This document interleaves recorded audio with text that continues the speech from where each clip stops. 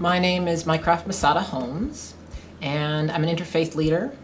I'm a writer and an artist. I'm a life partner, and I'm also a transgender person.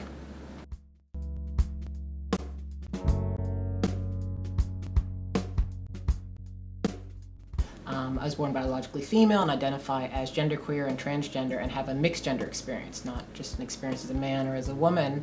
And I'd like people to know that we are a large group. There are many of us, and we're diverse, and we're part of the tremendous diversity of the transgender community.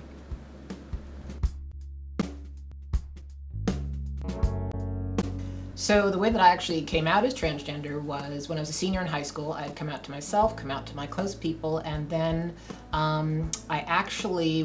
was in the Gay Straight Alliance. We were having our first LGBT Awareness Day, and I spoke on the transgender panel during one of the class periods, and that's how I came out to the school, came out to the community.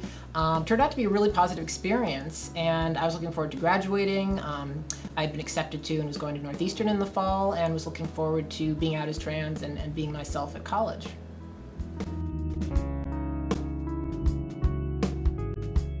My original dream was actually to go into criminal justice, and because of that I went to Northeastern University and had really very positive experience and didn't really expect a lot of difficulty. Went through 2 years, and it was time to do the co-op program, cooperative education, where you work in your field and you go to school part-time, and it helps you get employed when you graduate. And so the co-op department was supportive, and my advisor tried to place me for a long time with an employer. There were 200 students in our criminal justice program, and 198 were placed.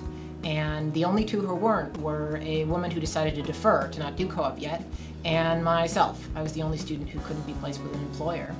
And my co-op advisor told me afterwards, after trying very hard for a long time, that it was definitely discrimination, that people would not even consider me because I was transgender.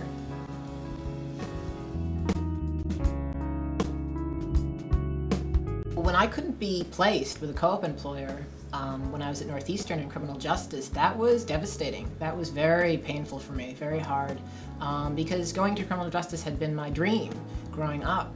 And this really taught me what was going on with transgender people, the situation that we were in socially, myself included, and that was a shock.